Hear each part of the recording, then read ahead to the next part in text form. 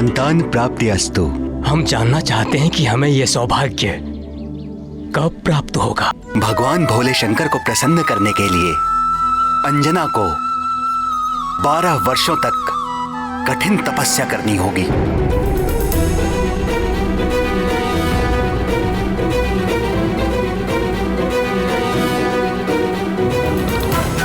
यहां से दक्षिण में त्रिलिंग देश में वेंकटाचल नामक पर्वत है, जिसे वाराह क्षेत्र भी कहते हैं। भगवान श्री विष्णु के तीसरे अवतार श्री आदि वाराह ने पृथ्वी का उद्धार करने के पश्चात उसी स्थान को अपना सतत निवास स्थान चुन लिया था।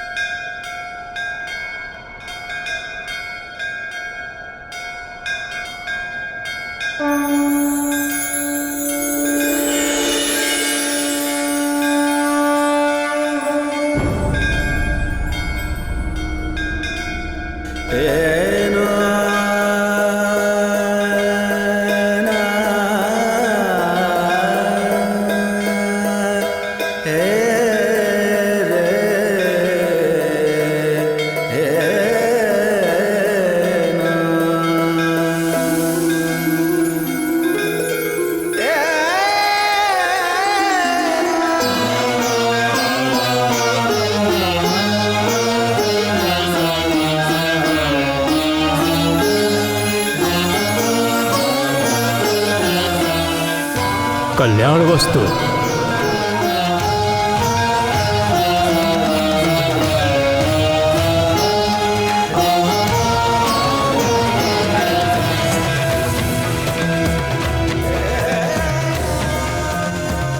उसके उपरांत आकाश गंगा तीर्थ में स्नान करके तपस्या आरंभ करना। भगवान उमाकांत अवश्य कल्याण करेंगे।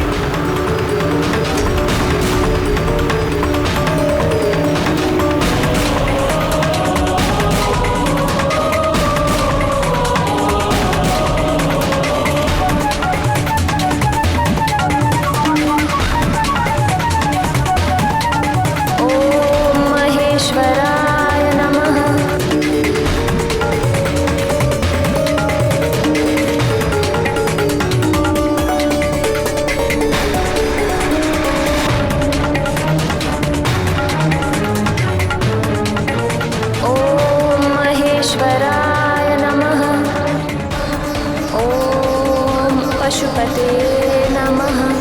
ओम सर्वाय नमः। ओम विश्वरूपे नमः। ओम कपिदेवाय नमः।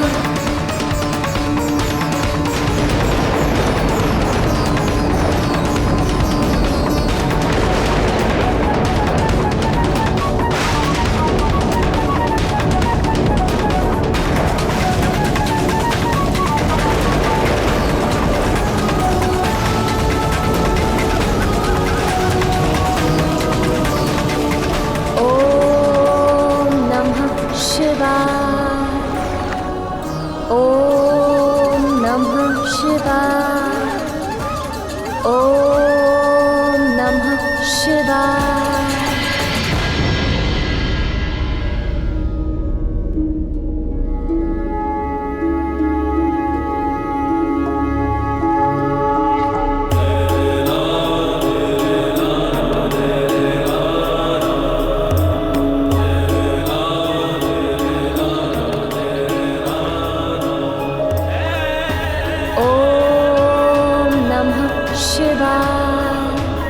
ओम नमः शिवाय। ओम अघोराय नमः।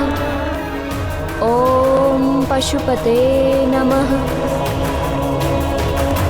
ओम नमः शिवाय। ओम नमः शिवाय।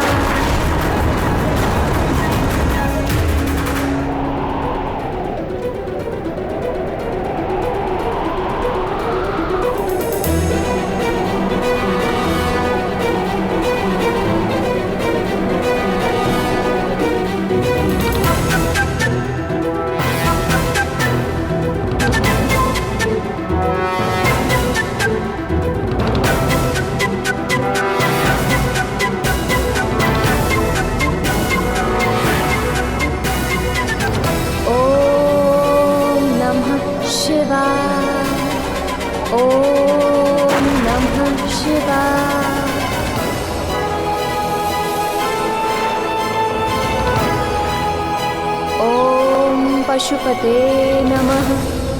इसी प्रकार कठोर तप करते हुए 12 वर्ष व्यतीत हो गए। अंजना की इस घोर तपस्या को देख देखकर करुणामयी जगत जननी भगवती पार्वती का हृदय निरंतर पसीजता रहा, किंतु कैलाशपति भगवान आशुतोष अपनी समाधि से बाहर आने का कोई संकेत तक नहीं दे रहे थे। अंततः सत्व मूर्ति शैलपुत्री का धैर्य छूटने लगा।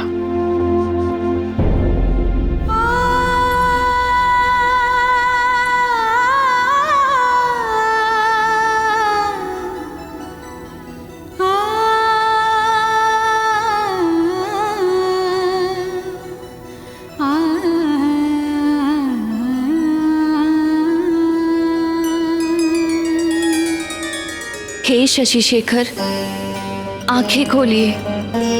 अंजना के तप से समस्त लोग कंपित हो उठे हैं। हे दीनानाथ, आप तो आशुतोष हैं, अपने भक्तों पर शीघ्र प्रसन्न हो जाते हैं। फिर अंजना के घोर तपस्या को तो 12 वर्ष बीत चुके हैं प्रभु, आप कब प्रसन्न होंगे?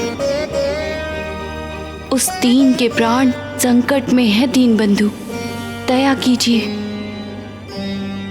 आपके अंश का अवतार काल भी निकट आ पहुंचा है। आंखें खोलिए स्वामी और उसे उसकी तपस्या का फल दीजिए।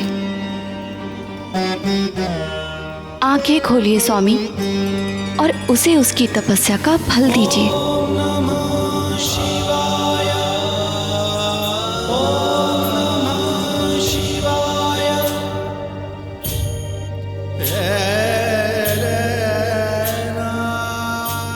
अभी नहीं करुणामयी,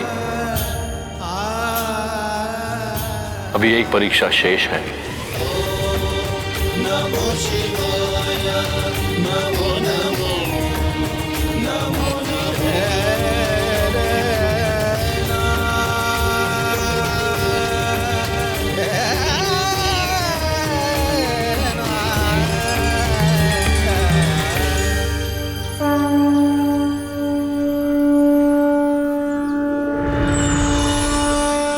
अंजना, तुम्हारा कल्याण हो पुत्री। तुम्हारी तपस्या पूर्ण हुई। आंखें खोलो पुत्री।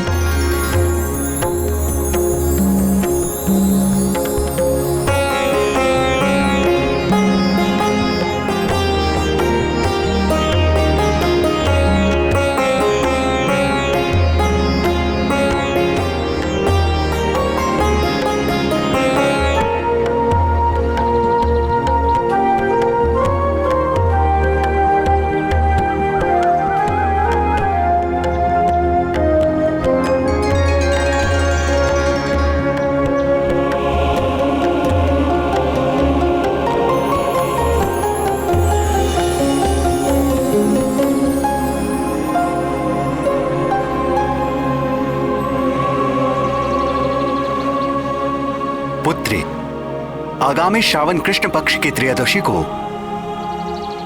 देवाधिदेव महादेव साक्षात तुम्हें दर्शन देंगे और आशीर्वाद प्राप्त होगा। उनके स्वागत का प्रबंध करो पुत्री। और ध्यान रहे पुत्री, भगवान भोले शंकर के सत्कार में कोई त्रुटि ना होने पाए।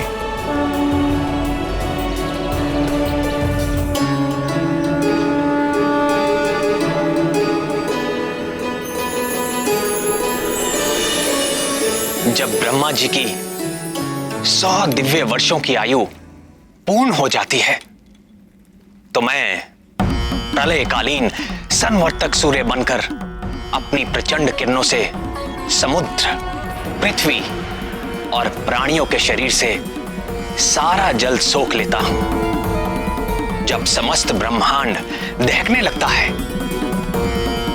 तो मैं ही प्रलयकालीन मेघ के रूप में सहस्रों वर्षों तक मोटी मोटी धाराओं से इस समस्त ब्रह्मांड को जलमग्न कर देता हूं।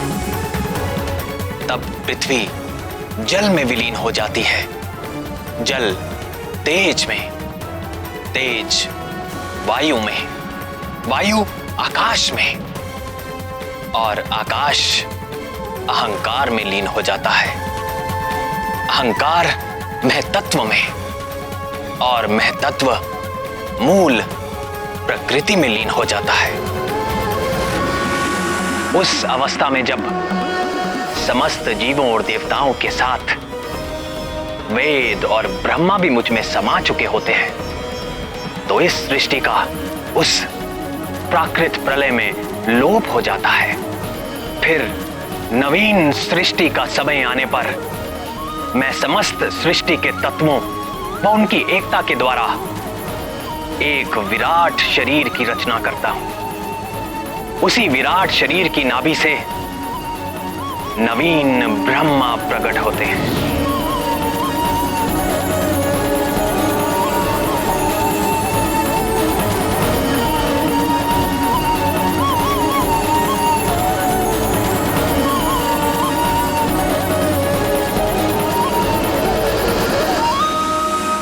अगली प्राकृत सृष्टि के आरंभ में प्रिय हनुमान ब्रह्मा बनकर अपने इस जन्म में अर्जित ज्ञान, विज्ञान और मेरी प्रेरणा के आधार पर वेदों व पुराणों को धारण करेंगे।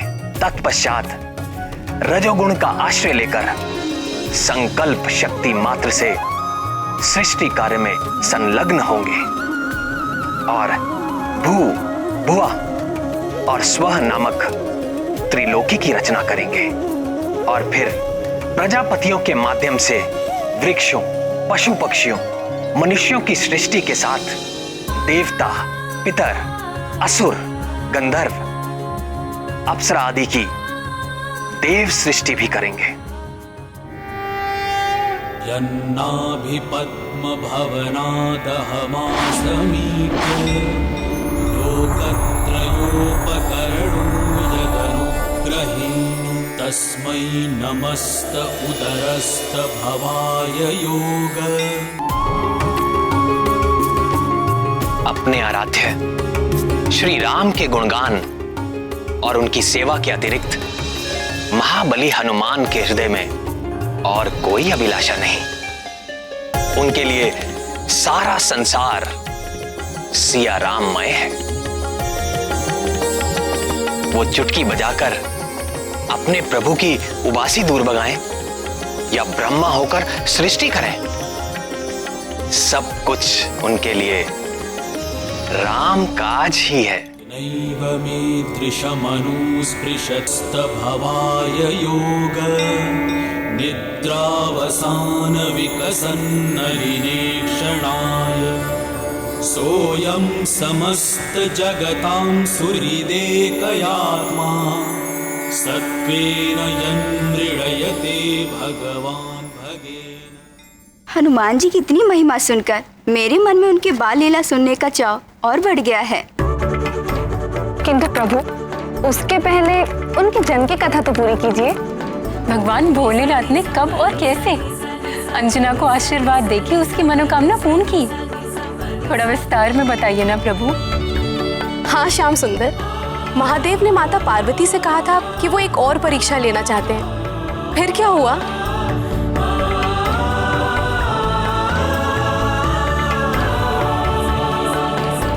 अंजना और केसरी को कहां यह ज्ञात था?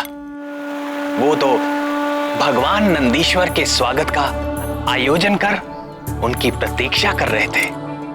अंततः श्रावण कृष्ण पक्ष की त्रयोदशी का मंगलकारी दिन आ ही गया।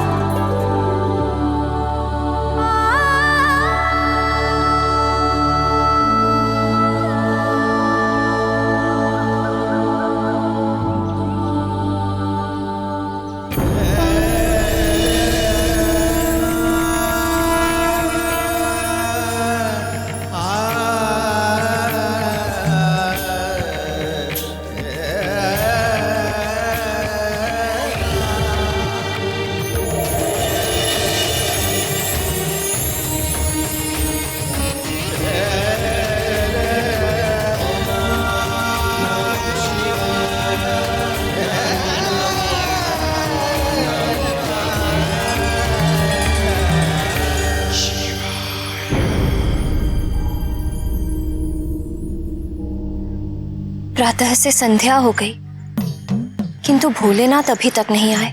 भक्ति भिक्षाम देहि, भवति भिक्षाम देहि,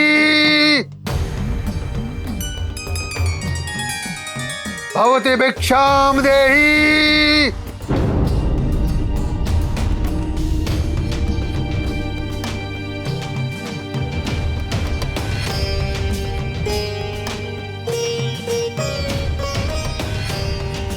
भवति भिक्षाम देहि।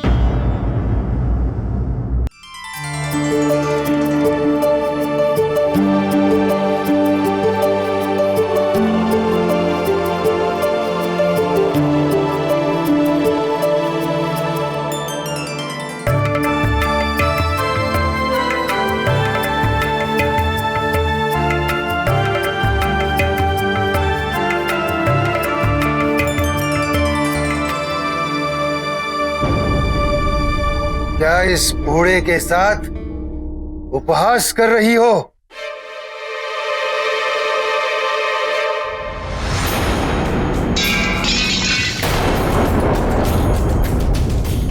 तेरे आधे दांत टूट चुके हैं, आधे दांत सड़ चुके हैं। मुझे रसीले पकवान खिलाओ। रसीले पकवान? ऐसे अनजान बनने का नाटक मत करो।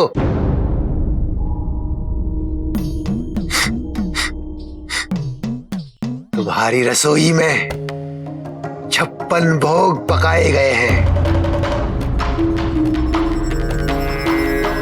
और मैं बड़ी दूर से तुम्हारी उस सुगंध के पीछे यहां तक चला आया हूं। मैं वो भोग लगाए बगैर तुम्हारे द्वार से नहीं जाने वाला।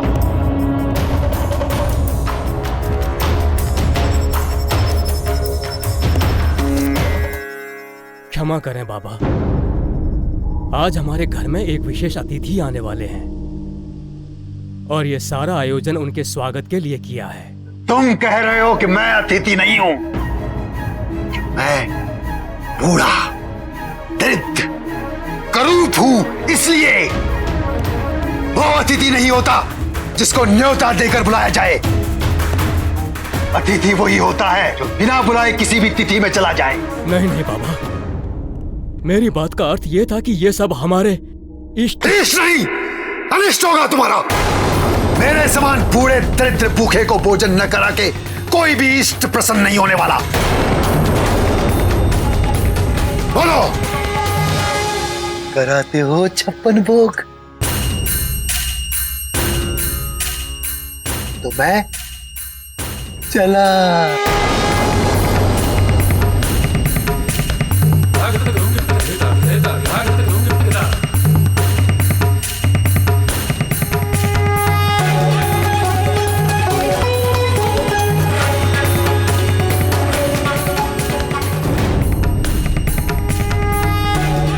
इनके जाने से कहीं कोई अनर्थ ना हो जाए। और फिर बाबा ठीक ही तो कह रहे हैं, है तो ये अतिथि और अतिथि देवो भव। जो भी हो, हमें इन्हें प्रसन्न करके यहाँ से भेजना चाहिए।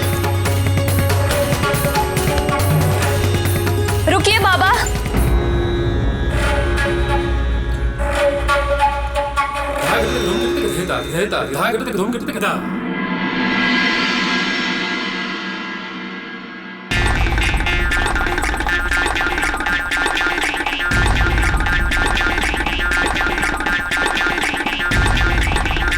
बाबा पहले हाथ तो धो लीजिए। हाथ क्या धोना? मैं तो कभी मुंह भी नहीं धोता। लाओ भोजन लाओ। आइए, आप यहाँ बैठिए।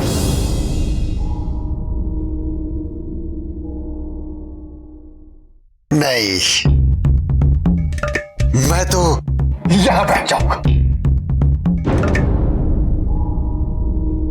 किंतु बाबा, यह आसन तो हमारे इष्ट भगवान शंकर जी के लिए है। मैं कुछ नहीं जानता। मैं तो यहीं बैठूंगा।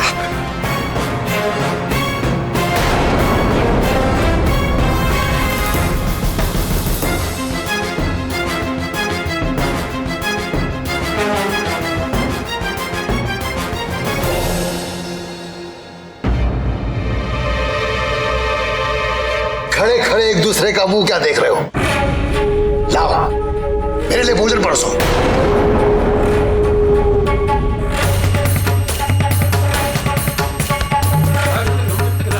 अच्छा, तुम लोग मुझे यहां बैठा देखकर कूद रहे हो। मुझे तुम लोगों का ये भाव तनिक भी बा नहीं रहा है। यदि ऐसे ही रो रो के मुझे भोजन कराओगे तो मैं सच कहता हूं, मैं एक दाना भी नहीं खाऊंगा। मैं ऐसे ही चला जाऊंगा। नहीं नहीं बाबा, ऐसा अनर्थ ना कीजिए। आप बैठिए, मैं आपके लिए भोजन परोसती हूँ।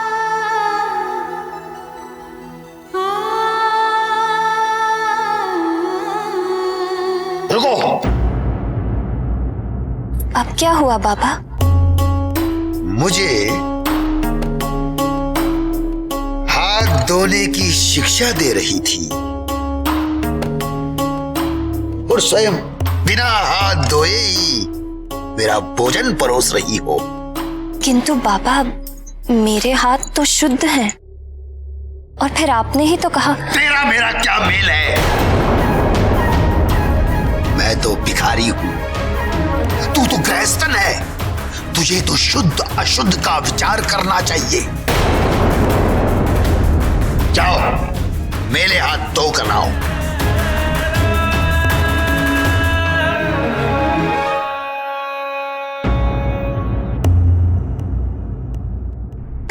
पंखा क्या देखने के लिए रखा है? बाजू में बल नहीं है। पंखा चलाओ।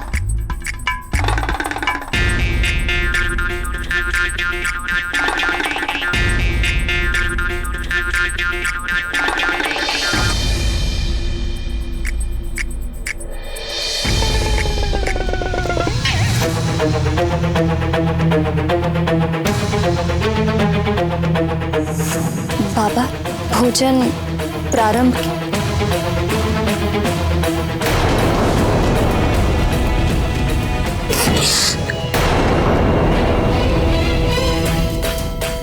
पूरी कैसे पकाई है? आधी कच्ची आधी चली हुई।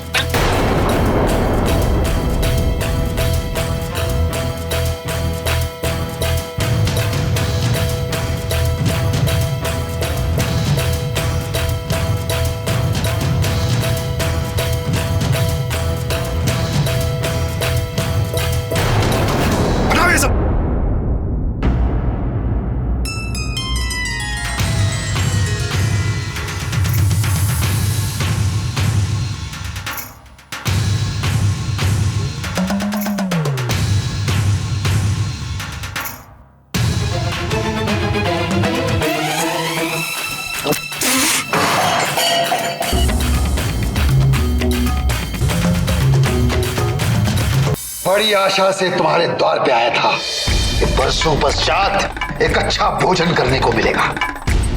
तुम दोनों ने गुड़ गोबर कर दिया।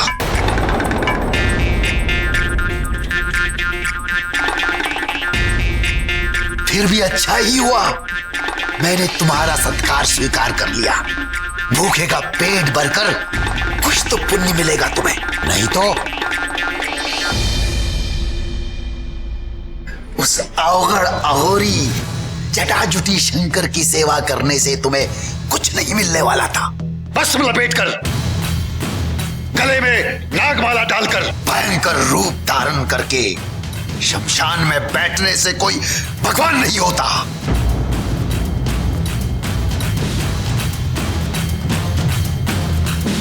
अरे वो तो लोगों को डरा धमकाकर भगवान बन बैठा है।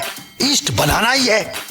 इससे पूछो, मैं तुम्हें बताता हूं कौन सा भगवान तुम्हारा भला कर सकते हैं। बस कीजिए बाबा।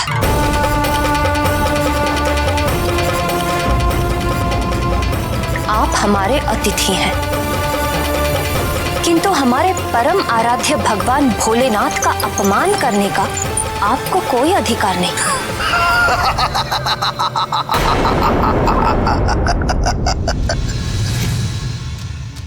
इसमें अपमान क्या है बालिके? जो सत्य है वो सत्य है।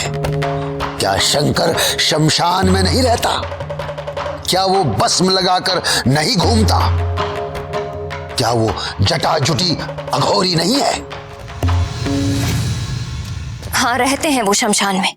हाँ, लगाते हैं भस्म। किंतु जहां अपने भी साथ छोड़ देते हैं, उस शमशान में रहकर वो जीवों को शरण देते हैं और भस्म लगाते हैं उन्हें जीवन की व्यर्थता का उपदेश देने के लिए। और जिन जटाओं का आप इतना अपमान कर रहे हैं, ये मत भूलिए कि उन्हीं जटाओं में मां गंगे भी निवास करती हैं। उन्हीं जटाओं की महिमा है कि मां गंगा समस्त जीवों के लिए कल्याणकारी रूप में रहती हैं। नहीं तो जिस प्रचंड वेग से वे स्वर्ग से उतरी थी, यदि भगवान जटाशंकर ने उन्हें अपनी जटाओं में ना घेरा होता तो वे अपने वेग से सब कुछ बहाकर नष्ट कर देती। और अघोरी, अघोरी का अर्थ समझते हैं आप? घोर का अर्थ होता है क्रूर, और अघोर अर्थात जिसमें कोई क्रूरता ना हो, जो घोर पापियों के प्रति भी करुणा की दृष्टि से देखते हैं। ऐसे हैं मेरे भगवान भोले शंकर।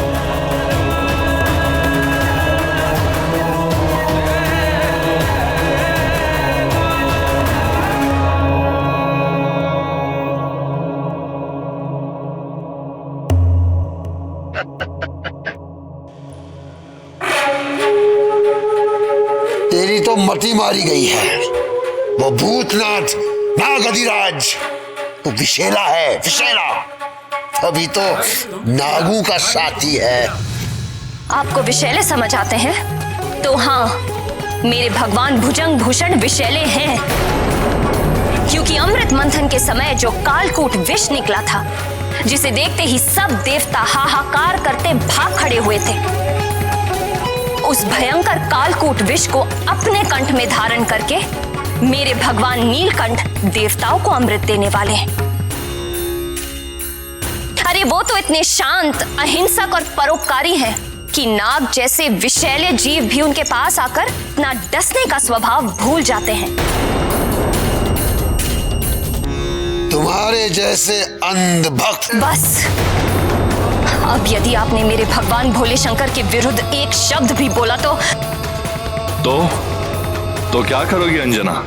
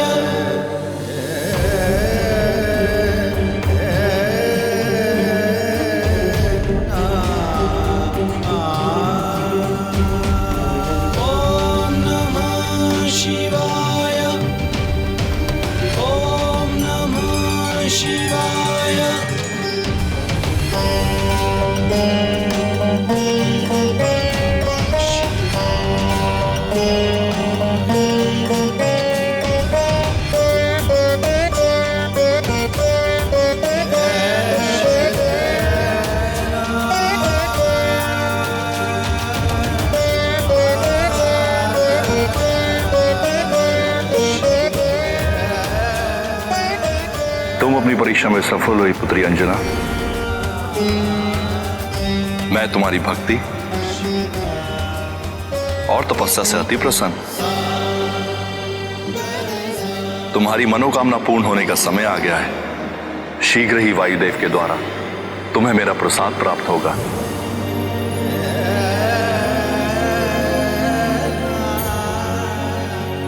उसे अपने पति वीर केसरी के हाथों स्वीकार करना।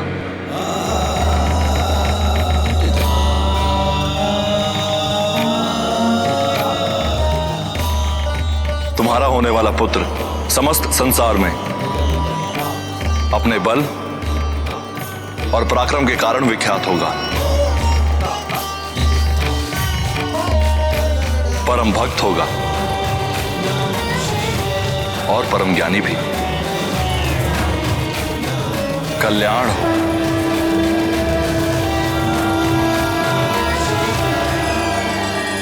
भगवान गौरीनाथ ने अच्छी लीला की अंजना के साथ, किंतु उनके बारंबार उकसाने पर भी अंजना ने अपना धैर्य नहीं खोया। निश्चित ही ये उसकी तपस्या का ही प्रभाव था कि वो भगवान शूलपाणी की परीक्षा में खरी उतरी।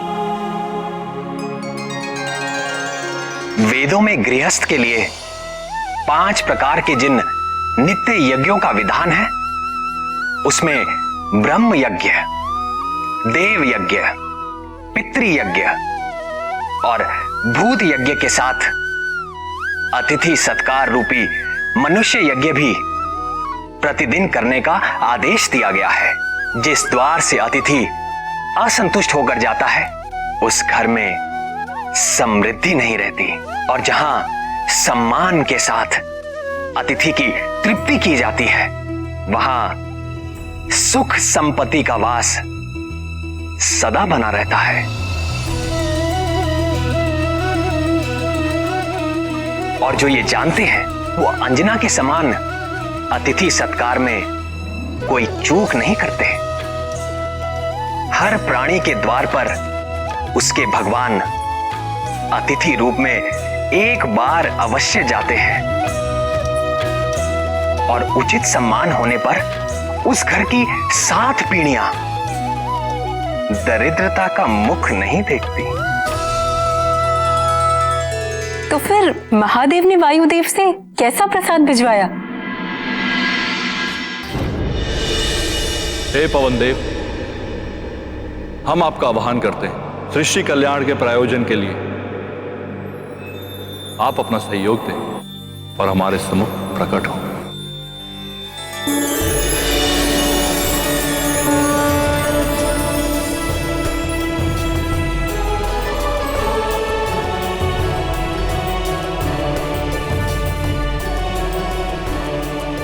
जगत जननी माता पार्वती और जगत गुरु भगवान भूपति की जय हो।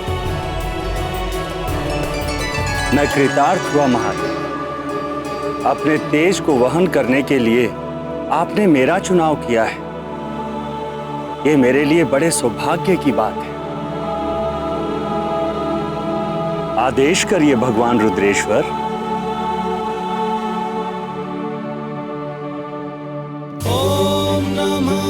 शिवाय ओम नमः शिवाय ओम नमः शिवाय ओम नमः शिवाय।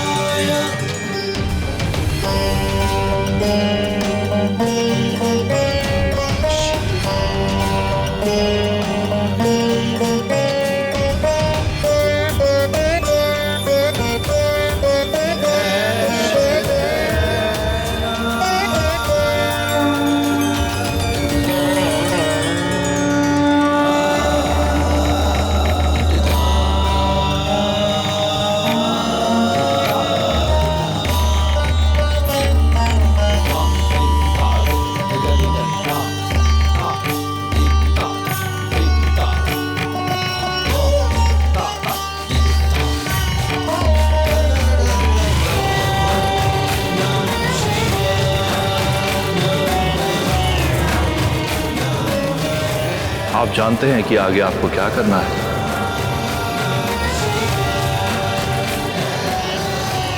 कल्याण।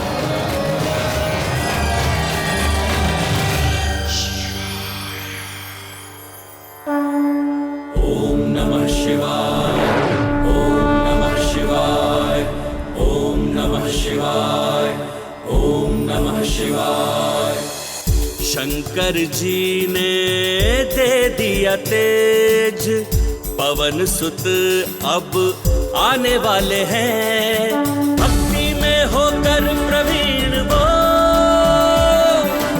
मग्न राम गुण गाने वाले हैं।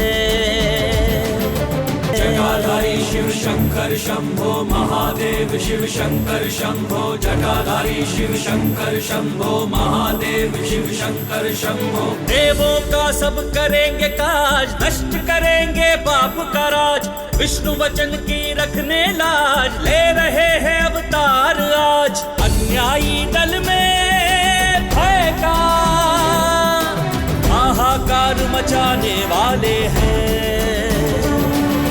हाहाकार मचाने वाले हैं। शंकर जी ने दे दिया तेज, पवन सुत अब आने वाले हैं।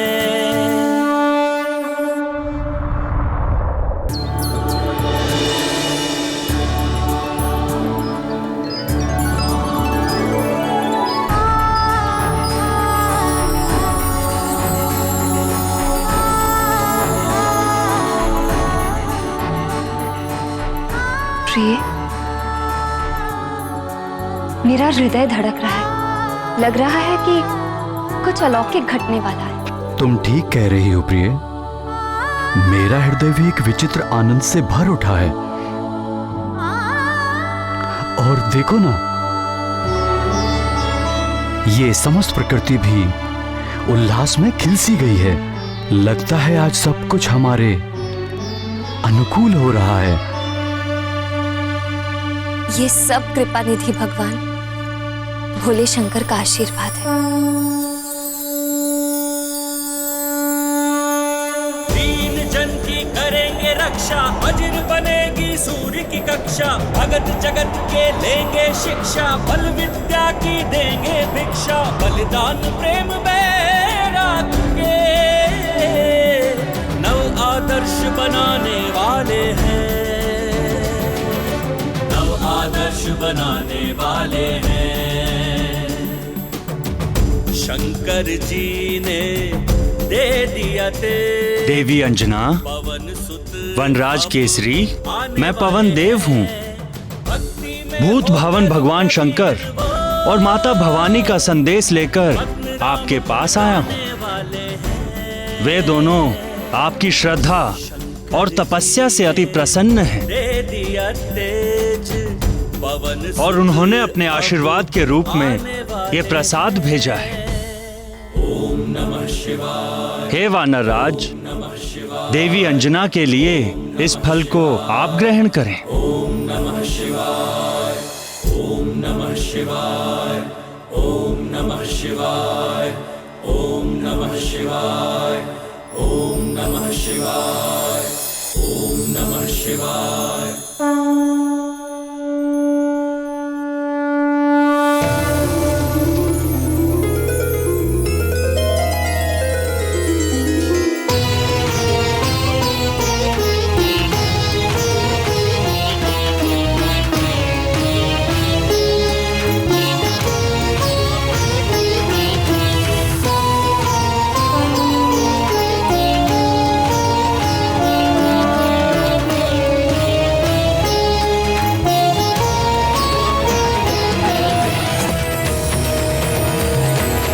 आपके पुण्यों का फल मिलने का समय आ गया है।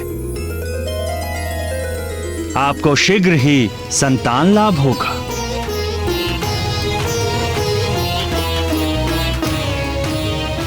कल्याण हो।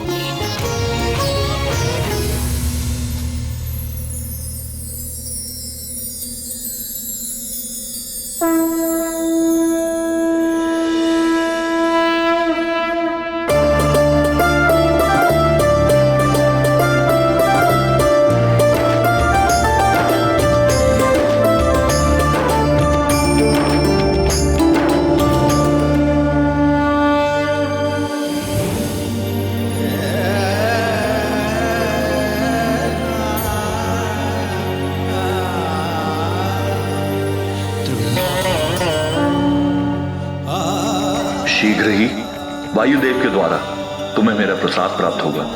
उसे अपने पति वीर केसरी के हाथों से स्वीकार करना।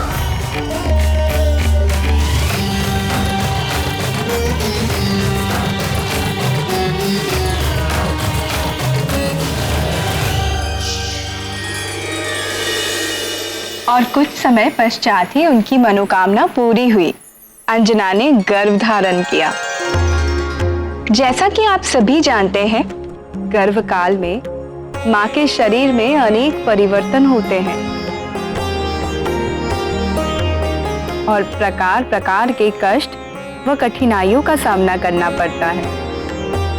इसीलिए तो सास, ननद, जेठानी आदि परिवार की अन्य महिलाएं मिलकर गर्भवती स्त्री का विशेष ध्यान रखती है। किंतु अंजना का ध्यान रखने के लिए उनके पास कौन था स्वामी? अंजना परम भाग्यशाली थी, क्योंकि उसकी सहायता के लिए तो मेरी बहन, माओ की मां जगदम्बा विंध्यवासिनी स्वयं ही तत्पर थी। पुत्र नंदी, देखो मैं एक आवश्यक कार्य से जा रही हूँ। तुम यहीं अपने स्वामी की सेवा में रहना। यदि वे समाधि से बाहर आए तो उनकी आवश्यकता का सारा प्रबंध मैंने कर दिया है। आप निश्चिंत होकर जाइए माता।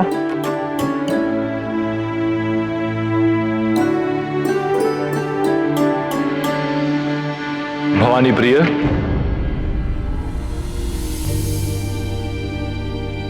जी दीनानाथ। देखो मेरा कमंडल जल से रिक्त हो गया है। क्या इसे भरने का समय होगा तुम्हारे पास? अच्छा जाने दो, मैं नंदी से कह देता हूं। हाँ। नहीं नहीं, मेरे रहते नंदी से कहने की क्या आवश्यकता है? मैं अभी भरे देती हूँ।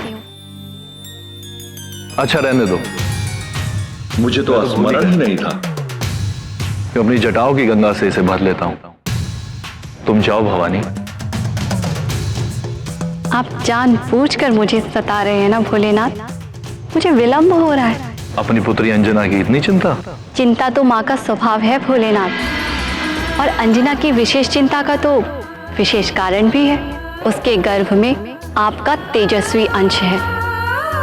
उसे संभालना अंजना जैसी तपस्विनी के लिए भी कठिन सिद्ध होने वाला है। मुझे उसे चेताना होगा और उसकी हर संभव सहायता और सुरक्षा करनी होगी। अब मैं जाऊं? अवश्य जाओ प्रीता, उसे तुम्हारे संरक्षण की आवश्यकता है। कल्याण हो।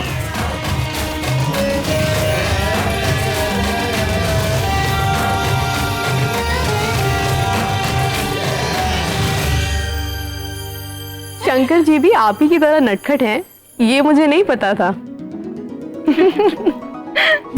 शिवाय विष्णु रूपाय शिव रूपाय विष्णवे शिवश्च हृदयं विष्णु विष्णुश्च हृदयं शिव। अर्थात हमारे श्याम सुंदर और कर्पूर गौरम भगवान शंकर में कोई अंतर नहीं। माँ जगदम्बा इतनी चिंता करती है, ये मैं नहीं जानती थी। भय के बिना प्रेम नहीं होता, और जहां प्रेम होता है, भय और चिंता स्वयं चले आते हैं। और जब साधारण माताएं अपनी संतान को इतना प्रेम करती हैं, तो फिर जो सारे संसार के प्राणियों की मां है, उनके प्रेम और करुणा की क्या कोई था हो सकती है? उनका प्रेम अथाह अपार है।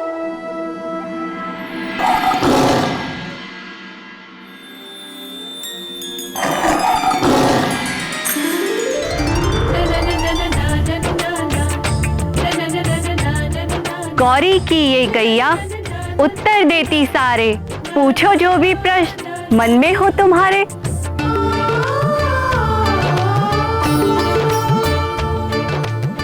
गौरी की गैया? यदि आप आज्ञा दें तो मैं उसे बुलाकर कुछ पूछ लूं।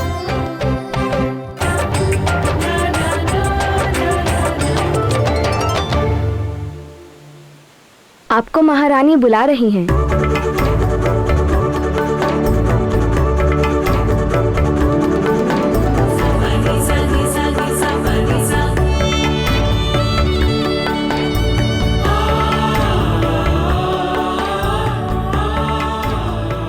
गौरी की ये गैया उत्तर देती सारे, पूछो जो भी प्रश्न मन में हो तुम्हारे।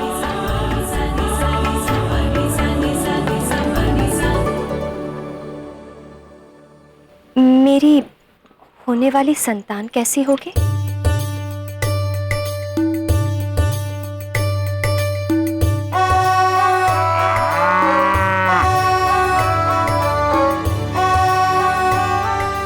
तब किया तूने कठिन, पाया शिव जी का वरदान, मन की चाह हुई पूरी, लाला होगा अब बलवान।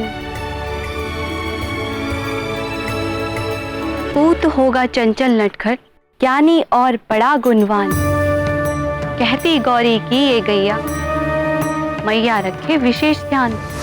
विशेष ध्यान? ऐसी क्या बात है?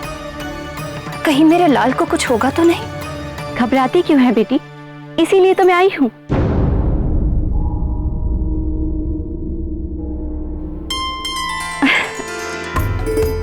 रक्षा करते तेरे लाल की,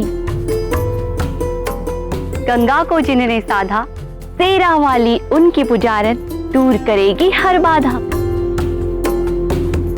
और अब आगे सुन, तेरे और तेरे लाल के स्वास्थ्य के लिए गौरी कुछ कहती है, सुन तो क्या कहती है।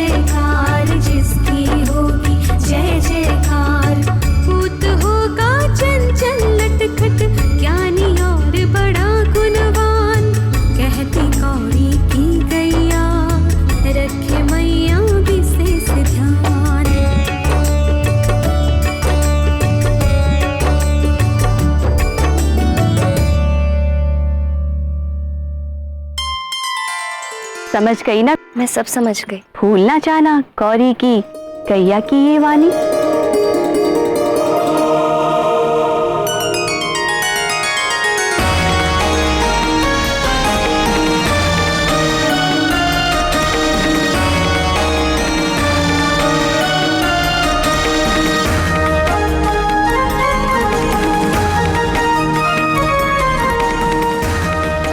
रक्षा करते तेरे लाल की, गंगा को जिन्होंने साधा, तेरा वाली उनकी पुजारन, दूर करेगी हर बाधा।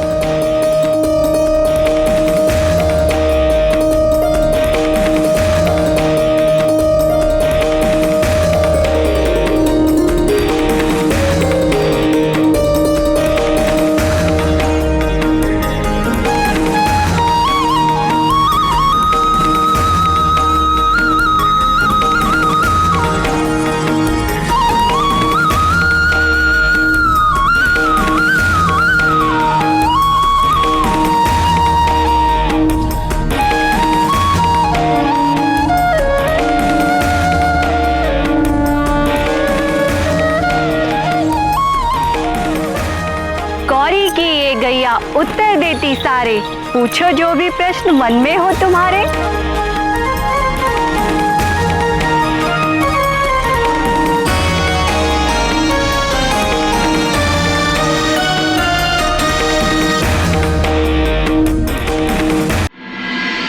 निश्चित ही माँ अम्बे के सभी निर्देशों का अंजना ने सर माथे पर रखकर पालन किया होगा और भगवान शंकर के आशीर्वाद से हनुमान जी का निर्विघ्न जन्म हुआ होगा। ये कैसे हो सकता था? क्यों प्राण वल्लभ? हनुमान आज शांत और धीर चित्त दिखाई देते हैं, तो क्या आपने ये सोच लिया कि उन्होंने इसी प्रशांत मुद्रा में भजन करते हुए जन्म लिया था? तो क्या हनुमान बाल्यकाल में बहुत चंचल थे?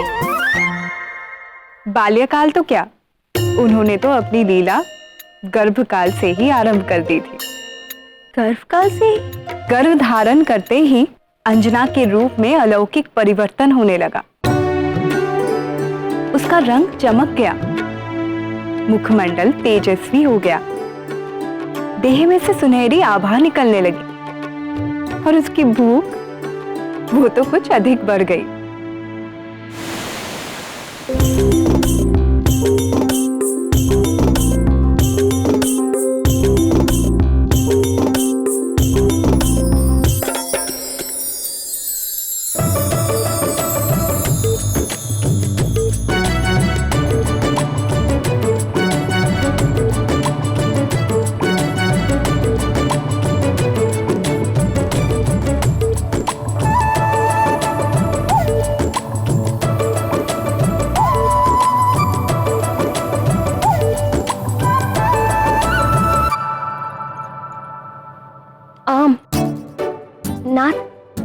अब हमारा आम खाने का मन कर रहा है। इतना सब खाने के बाद भी आपका पेट नहीं भरा? मेरा कहने का अर्थ है इस ऋतु में आम कहां से लाऊं प्रिय? आम तो ग्रीष्म ऋतु में होते हैं। तो फिर आप मुझे आम के उपवन में ले चलेंगे? मैं आम का वृक्ष देखकर ही संतोष कर लूंगी। जैसी तुम्हारी इच्छा प्रिय।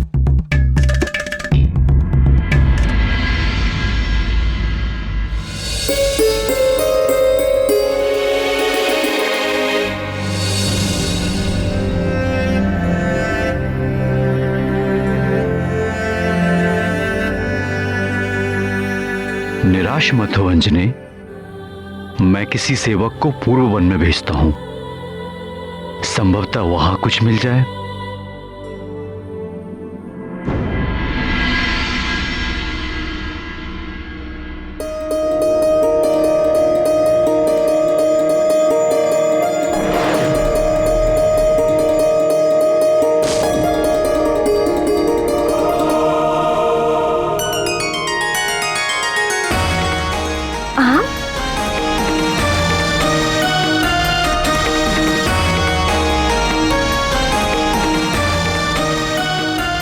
नाथ, ये देखिए आम।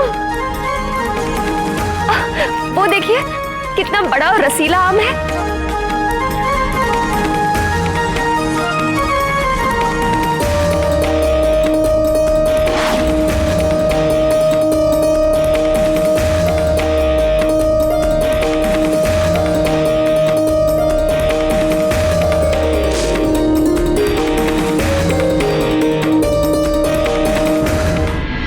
ये वाला नहीं, वो उधर देखिए, ऊपर डाली पर, आपकी दाहिनी ओर।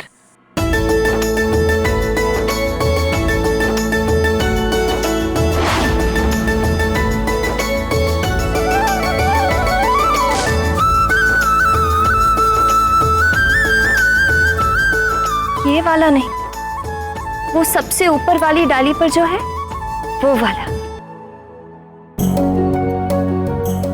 तुम्हें कौन सा आम चाहिए प्रिय? मुझे कुछ समझ में नहीं आ रहा। देखिए ना, वो वाला आपके दाहिनी ओर पर, वो सबसे बड़ा वाला।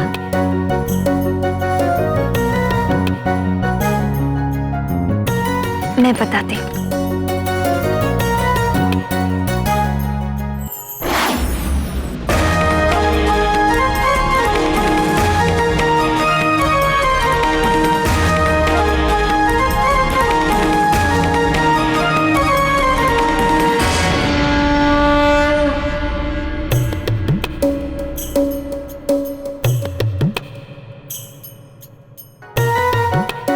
अंजने, ऐसी अवस्था में ये कैसी लीला?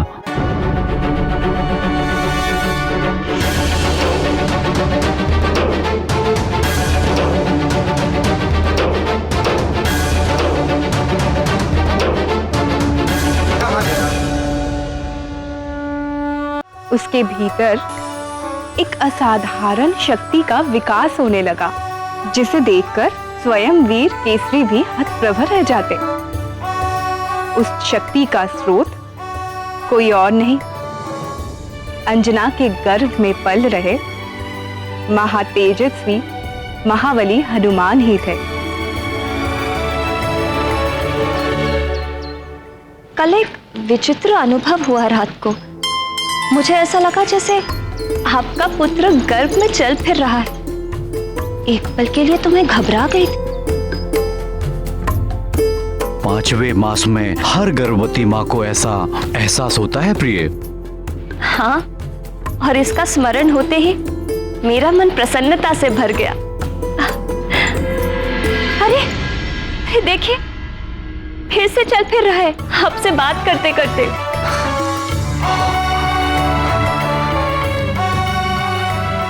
देखो तो,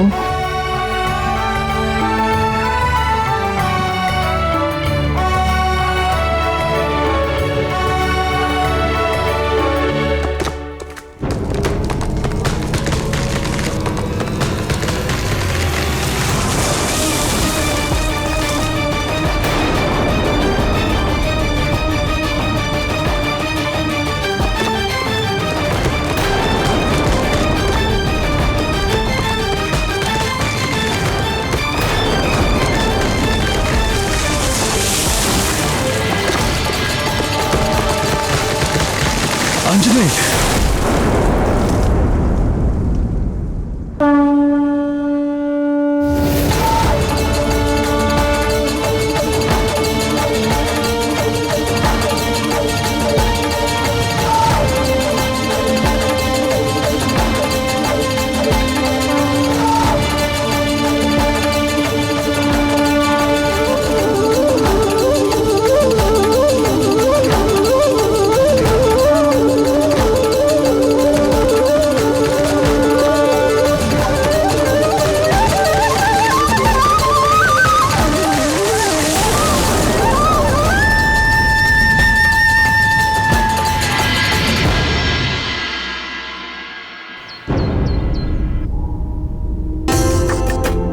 तुम ठीक तो हो ना प्रिय? जी, मैं बिल्कुल ठीक हूँ। कुछ ना कुछ अलौकिक शक्ति सी आ गई। मैं भी चकित हूँ ना कि मैं ये सब कैसे कर रही हूँ। निश्चय ये भगवान भोले शंकर के तेज का प्रताप है।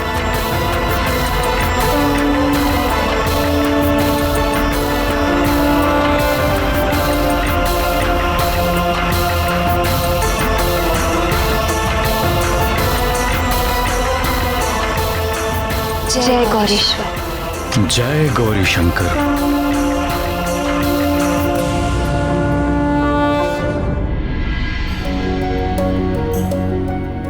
अंजना के गर्भ में विकसित हो रहे हनुमान के खाने और खेलने की सारी विलक्षणता अंजना में उजागर होती रही,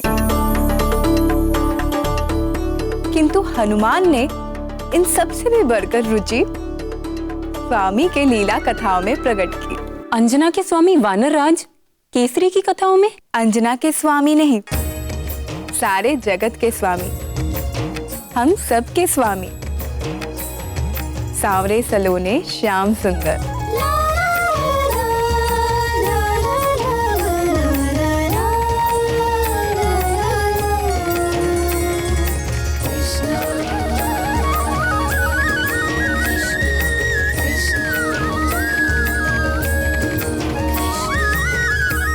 अंजना जानती थी कि गर्भ में भी शिशु सुनने लगता है, इसलिए माता गौरी की बात स्मरण करके वो निरंतर अच्छा ही बोलती और अच्छा ही सुनती। और जब वो हमारे सत्य सनातन भगवान वासुदेव के अवतारों की लीलाएं सुनती, तो परम चंचल गर्भस्थ हनुमान न तो खाने के लिए मचलते और न कोई उछल कूद करते। किंतु उन्हें ये सारी कहानियां सुनाता कौन था? शिव प्रिया पार्वती जी ने तो अंजना और गर्भस्थ हनुमान को अपनी करुणामयी शरण में ले ही लिया था, परंतु वीणा वादिनी सरस्वती जी हनुमान के विकास में योगदान दिए बिना कैसे रह सकती थी?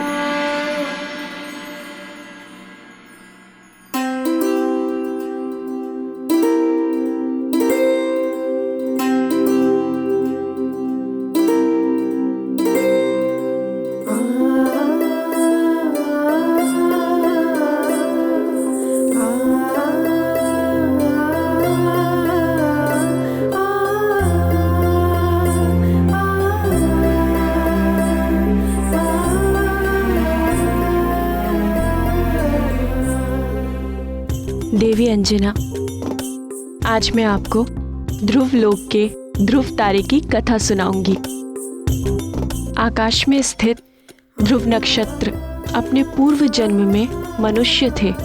वे 5 वर्ष की अल्प आयु में ही उन्होंने भगवान वासुदेव को अपनी निर्मल भक्ति से प्रसन्न कर दिया और इस परम दुर्लभ पद को प्राप्त किया। ध्रुव के पिता राजा उतानपाद की 2 रानियां थीं। ध्रुव की माता सुनीति वे बड़ी थीं, किंतु राजा अपनी छोटी रानी सुरुचि के वश में थे। देवी अंजना, आप लेट जाइए। ऐसे बैठे रहने से गर्भ में पल रहे शिशु को कष्ट होगा।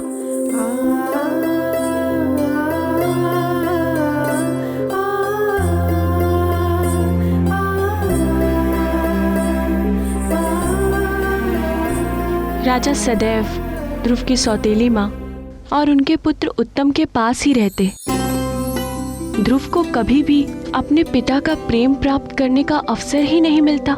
एक दिन जब राजा उतानपाद ध्रुव के सौतेले भाई को अपनी गोद में खिला रहे थे, तब ध्रुव का मन भी पिता का प्रेम प्राप्त करने की लालसा जागी।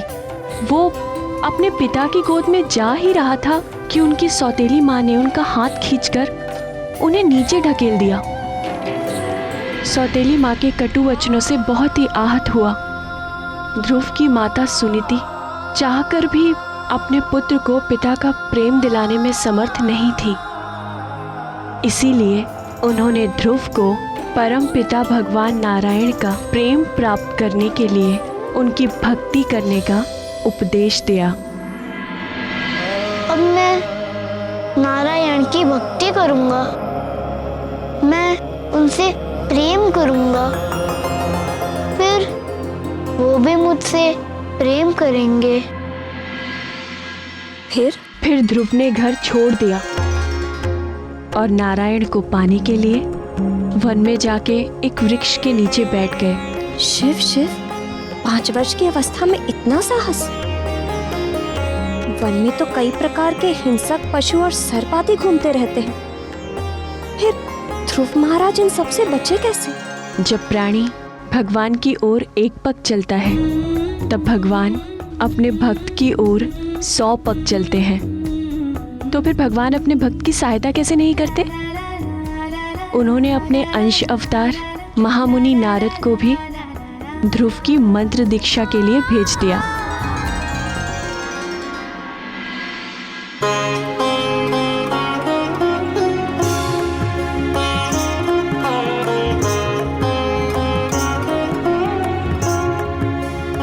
मेरे पीछे बोलो वत्स। ओम नमो भगवते वासुदेवाय। ओम नमो भगवते वासुदेवाय। ओम नमो भगवते वासुदेवाय। ओम नमो भगवते वासुदेवाय।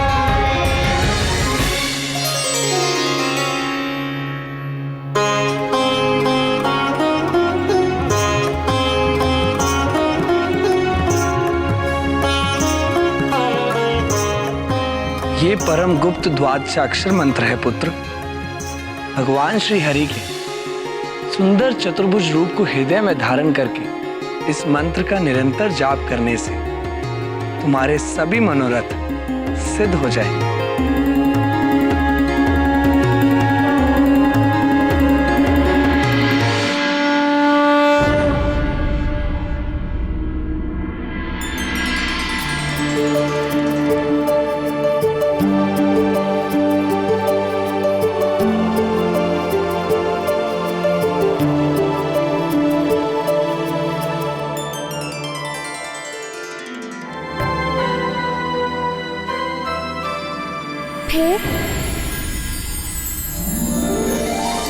फिर क्या हुआ?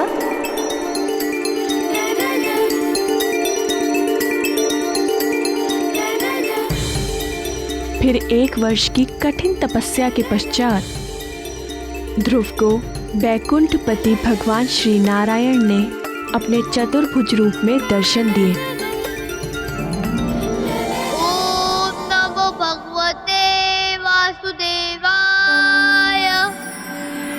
पुत्र,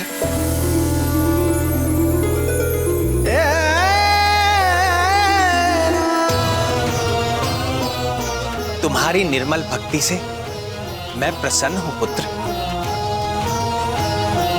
जिस अविनाशी लोक को आज तक किसी ने प्राप्त नहीं किया, सारे ग्रह, नक्षत्र और सप्त ऋषि भी जिसकी परिक्रमा करते हैं, इस समस्त ब्रह्मांड में सबसे ऊपर का वो लोक जो इन सारे लोकों का नाश होने के पश्चात भी स्थिर रहता है, वो दुर्लभ पद मैं तुम्हें देता हूं।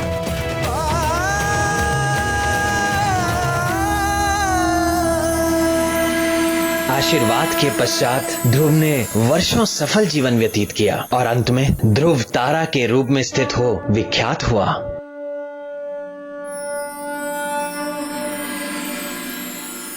इस प्रकार भक्ति का पहला पाठ शिशु हनुमान ने गर्भ में ही सीख लिया था।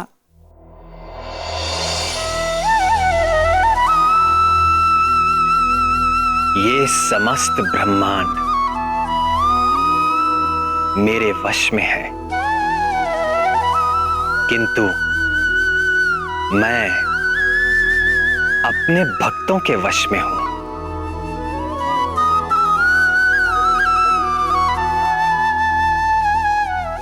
मेरे भक्त हर पल, हर घड़ी निरंतर मेरा ध्यान करते हैं और मैं भी हर पल, हर घड़ी अपने भक्तों का ध्यान करता हूं। हर संकट से उनकी रक्षा करता हूं, उनकी हर इच्छा पूरी करता हूं, उनके जीवन की उपलब्धियों की रक्षा करता हूं और कोई आवश्यकता उपस्थित होते ही तत्काल उसका प्रबंध करता हूं। हनुमान की शिक्षा दीक्षा में मेरी रुचि देखकर सभी देवता उनकी सेवा में उपस्थित होने लगे, तो सप्त ऋषि भला पीछे कैसे रह सकते थे, वो भी आए।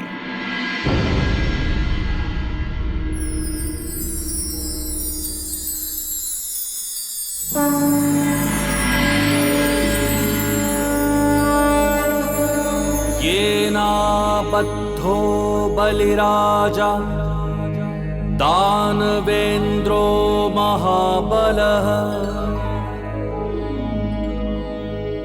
तेन त्वामपि बध्नामि रक्षे माचल माचल।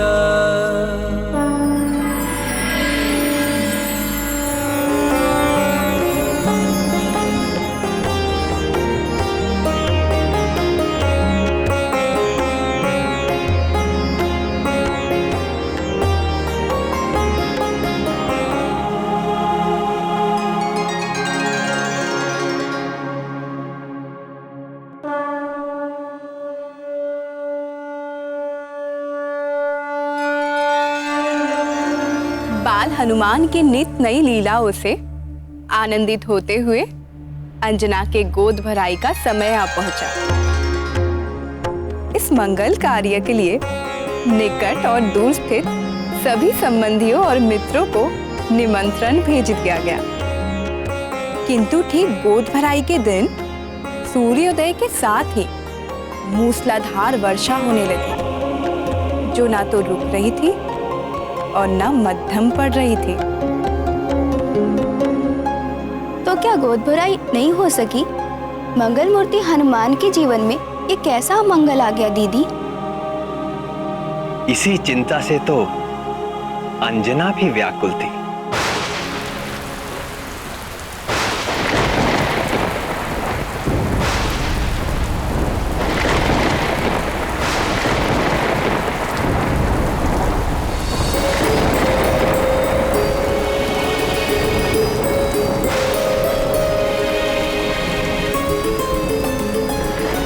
ये वर्षा तो रुकने का नाम ही नहीं ले रही।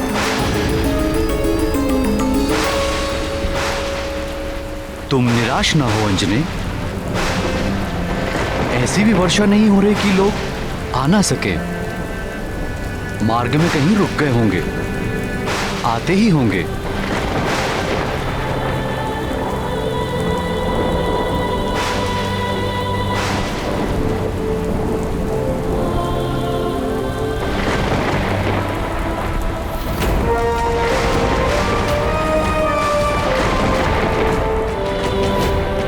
हे सदाशिव, मेरे लाल के प्रथम उत्सव में यह अशिव अमंगल बाधा क्यों?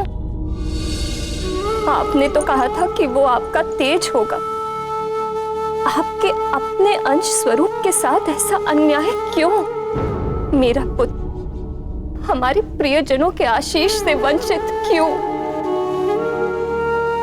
हे हर, मुझ दुखियारिन का दुख दूर कीजिए।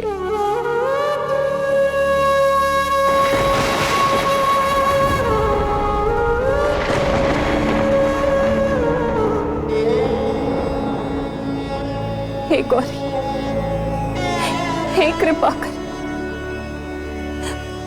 आप तो जगत जननी जगदम्बा हैं। आप तो भोले बाबा की तरह विरक्त वैरागी नहीं है माँ। आप तो अपने संतान के दुख दूर करने के लिए सदैव तत्पर रहती। यदि मुझसे कोई भूल हो गई हो तो उसका दंड आप मुझे दीजिए, किंतु गोद भराई के इस पावन अवसर पर मेरे लाल को आशीर्वादों से वंचित मत कीजिए। हे ममतामयी मां, मैं अपना आंचल फैलाकर आपकी ममता की भीख मांगती।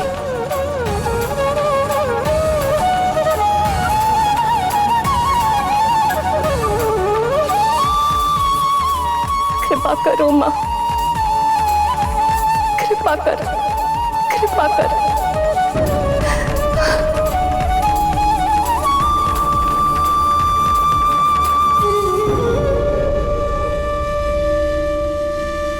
मैंने तेरी पुकार सुन ली है पुत्री, धीरज रखो। गोद भराई होगी, पूरे अनुष्ठान के साथ होगी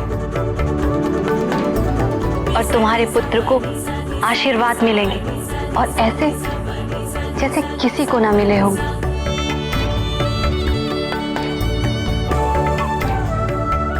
हनुमान पर मेरी और भूत भावन भगवान भोलेनाथ की कृपा तो स्वाभाविक है, पर जब अंजना को जगत जननी शक्ति स्वरूपा पार्वती जी का आशीर्वाद मिल गया तो उसके कार्य में आने वाले सारे विघ्न निष्फल तो होने ही थे।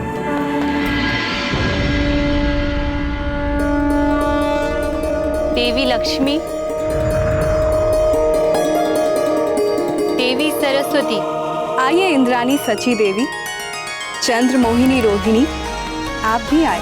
भानुप्रिया संज्ञा, देवी छाया, इस मंगल कार्य में सम्मिलित होने के लिए आप दोनों भी आइए।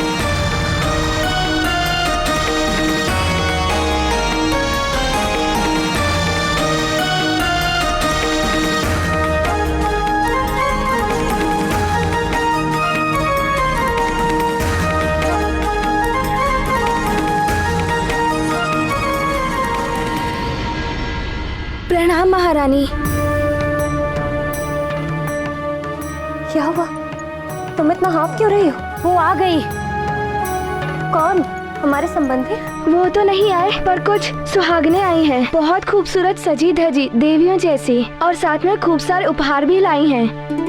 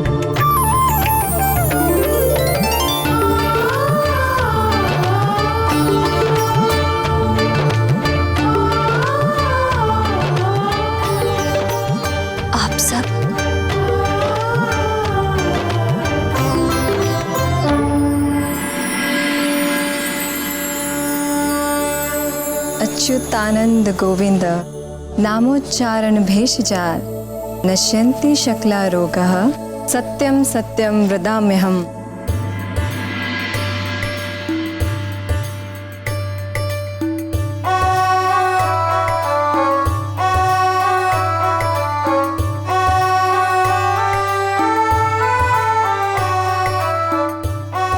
तब पुत्र जितेंद्रियो भविष्यति। मेरा लाल सभी इंद्रियों को जीतने वाला होगा।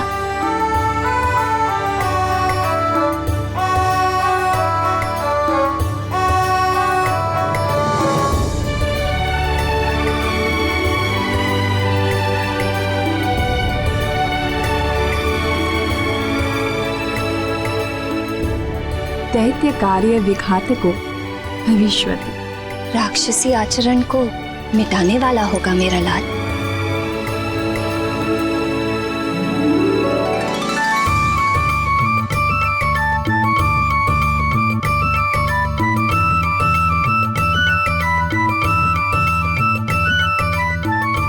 वेद विदांग विशारदो भविष्यति।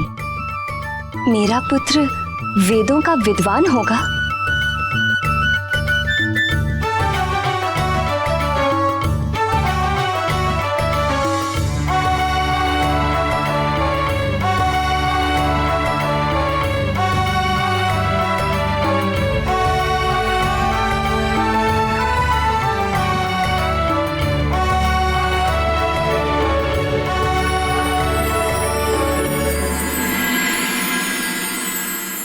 भोले जैसा भोला होगा। नारायण जैसे नटखट होगा। ज्ञानी और तपस्वी होगा। पर कौन? तेरा लाल।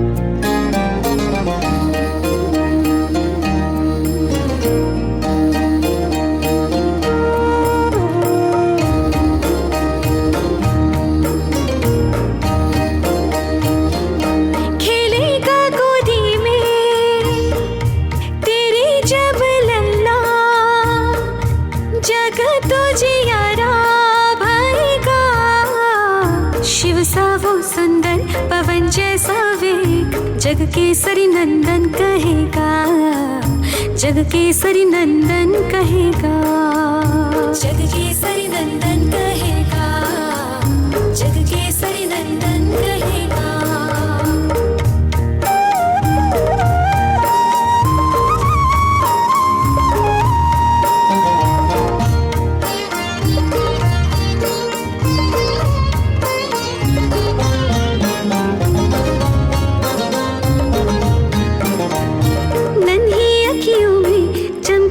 सूरज चमकेगा और चंदा, अग्नि सा तेज मुख पे रहेगा, खेलेगा गोदी में जब लल्ला।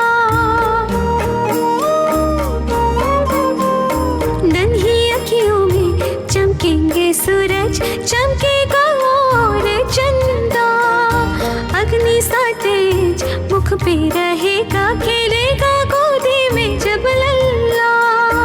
ओजस्वी बलशाली ज्ञानी वो होगा, चारों युग में पूजित रहेगा, चारों युग में पूजित रहेगा, चारों युग में पूजित रहेगा, चारों युग में पूजित रहेगा।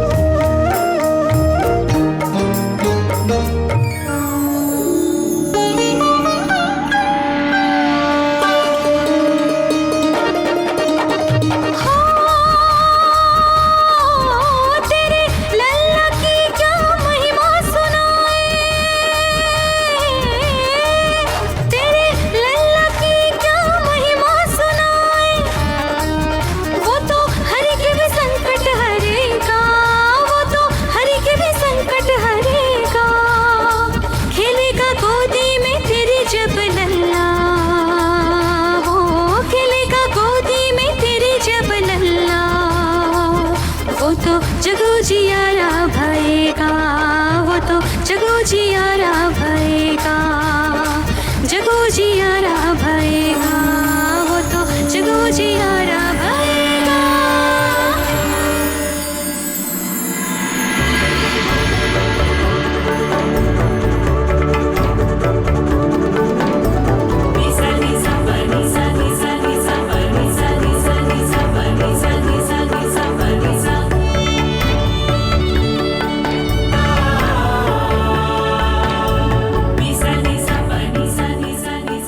अब तो भोलेनाथ से रुष्ट नहीं हो ना? चलो उमा, मेघ फिर से घिर आए हैं।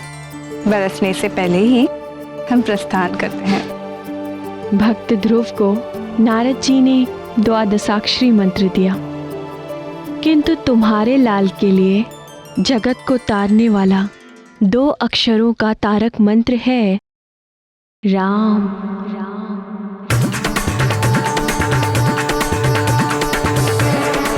राम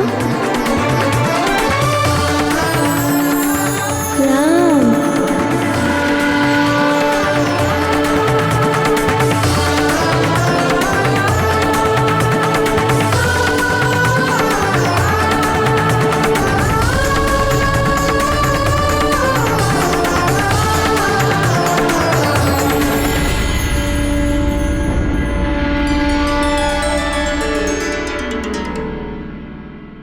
अब हम सबको आज्ञा दीजिए।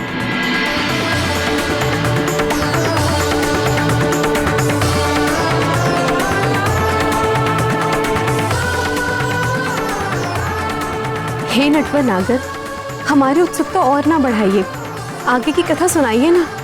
हाँ श्याम सुंदर, बताइए ना आगे क्या हुआ।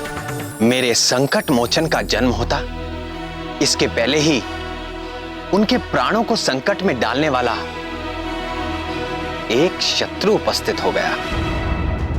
अजन्मे शिशु का शत्रु? ऐसी नीचता किसने की नाथ? वानर राज केसरी के सुमेरु राज्य के समीप ही किष्किंधा पर्वत पर वानरों के राजा ऋक्ष राज शासन करते थे। किशोर आयु के उनके 2 बड़े पराक्रमी पुत्र थे, बाली और सुग्रीव।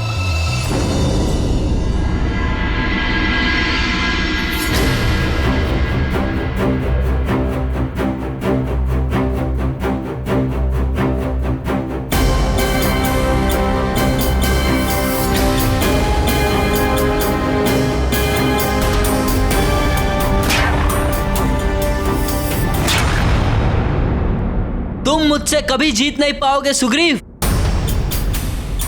प्रयास करना ही खिलाड़ी का धर्म है बाली भैया, और मैं प्रयास करता रहूंगा।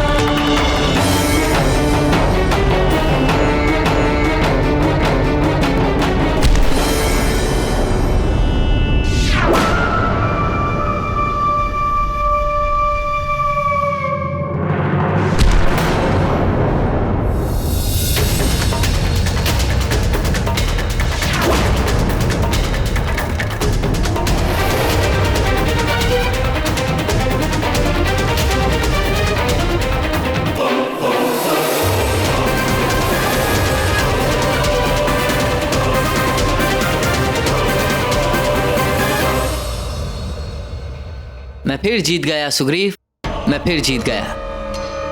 तुम सदा के लिए मुझसे हार क्यों नहीं मान लेते? क्यों प्रतिदिन मुझसे हार कर तुम्हें कौन सा सुख मिलता है? अगर मैं हार मान गया तो तुम किसके संग प्रतियोगिता करोगे बाली भैया? फिर तुम पूरे विश्व में अपना प्रतियोगी ढूंढते बैठोगे। तुम चाहे जितना भी बल लगा लो, पर मेरे समान बलवान और वेगवान नहीं बन सकते। और तुम्हें क्यों, इस समग्र विश्व का कोई भी योद्धा मेरी टक्कर का नहीं है। और हाँ, मेरी चुनौती है।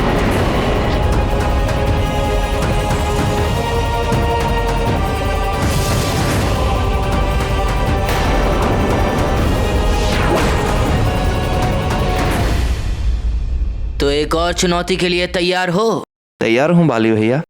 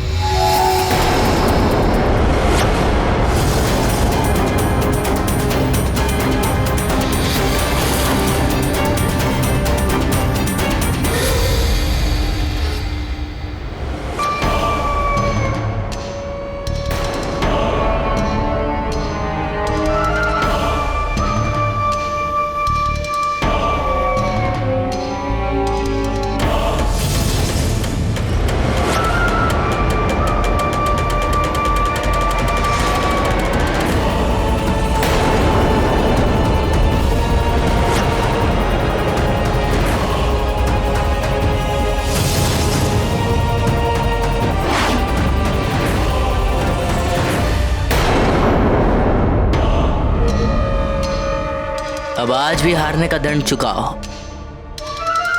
जाओ मेरे लिए केले लेके आओ। अभी लाता हूँ भैया।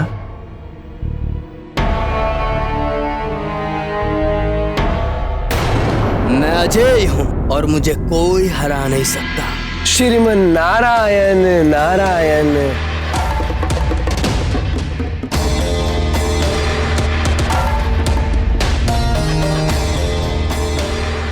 प्रणाम मुनिवर।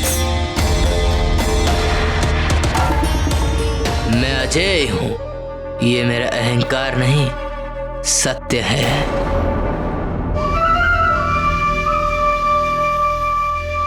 आज अजय हो, कल हो ना हो। ऐसा नहीं हो सकता। मेरा भाई सुग्रीव सूर्य समान तेजस्वी और बलशाही है, और जब वो मेरे तेज और बल का सामना करने में असमर्थ रहा तो और किसी का क्या सामर्थ्य। एक दिन ऐसा भी आ सकता है कि तुम्हें सुग्रीव से ही हारना पड़े।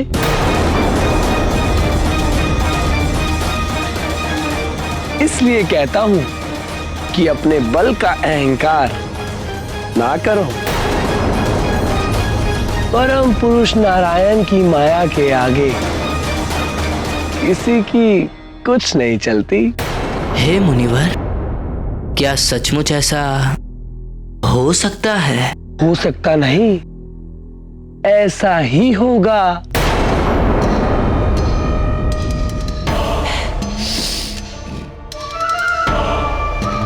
किंतु यह कैसे संभव है? मैं नहीं मानता। संभव है।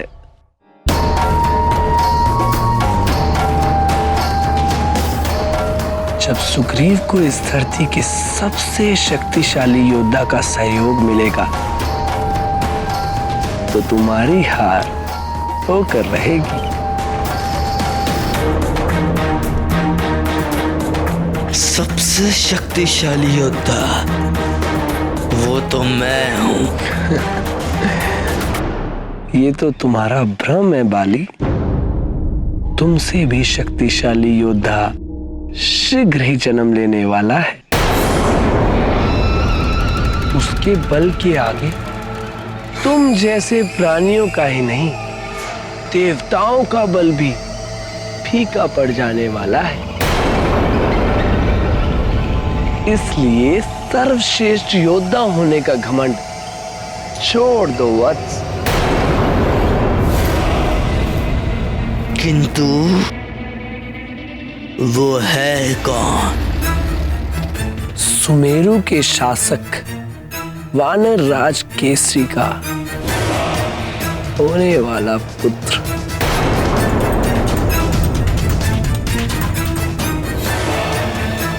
श्रीमन नारायण नारायण हरे।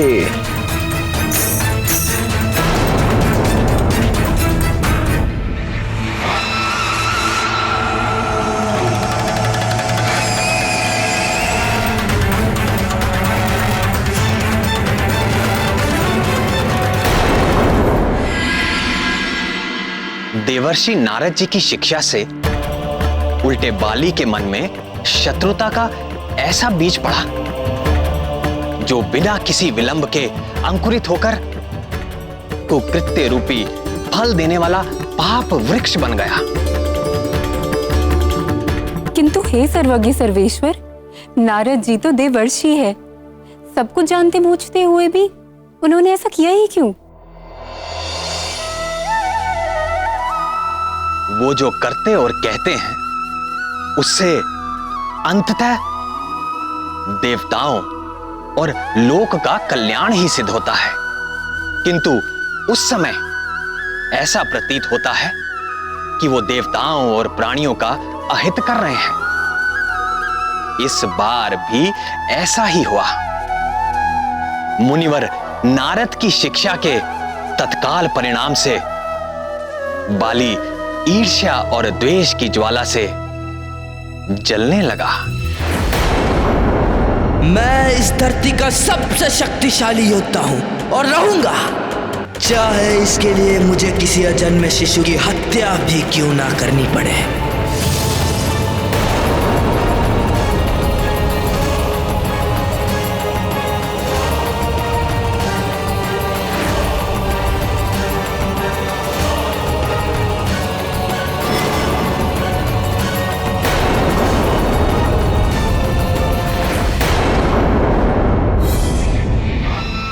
मुझे ऐसा रसायन चाहिए जिसे खाकर तत्काल मृत्यु हो जाए।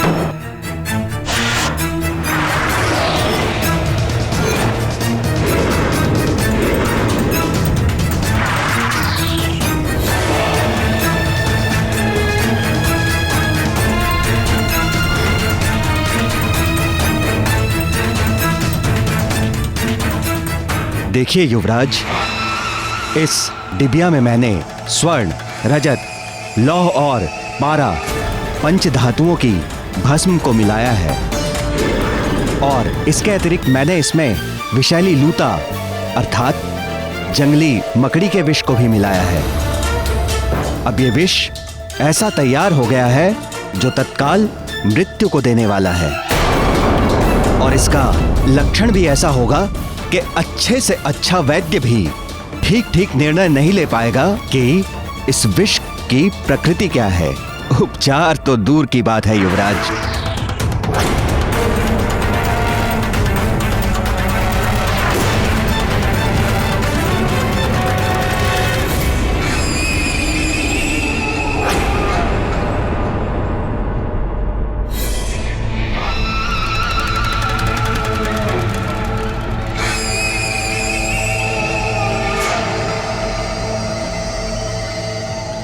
महारानी के लिए खीर बन गई, ठंडी होने के लिए रख दो। बाली अपने प्रतियोगी को जन्म लेने से पूर्व ही मार देने का हठ ठान चुका था।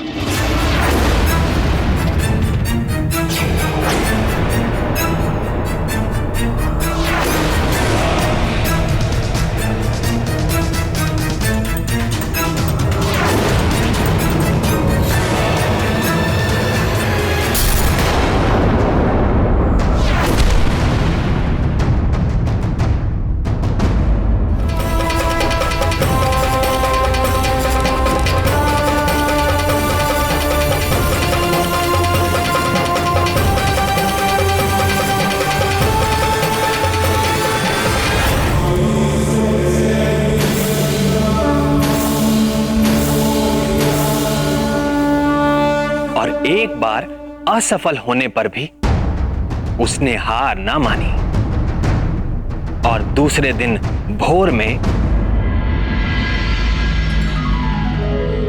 नमः शंभवाय च मायो भवाय च नमः शंकराय च मयस्कराय च नमः शिवाय च शिवतराय च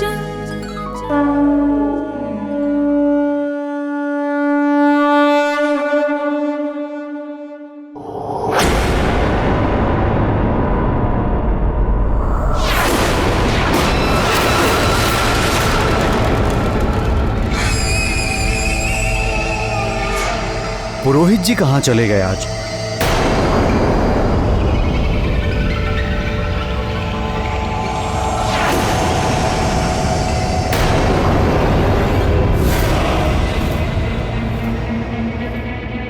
लगता है इस स्थान से अपरिचित हैं आप।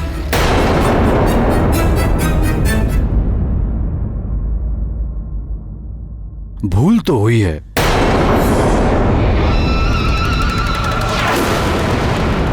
यदि पुरोहित जी यहां होते तो महारानी को खीर का दोना नहीं, संपूर्ण पात्र ही सौंप देते।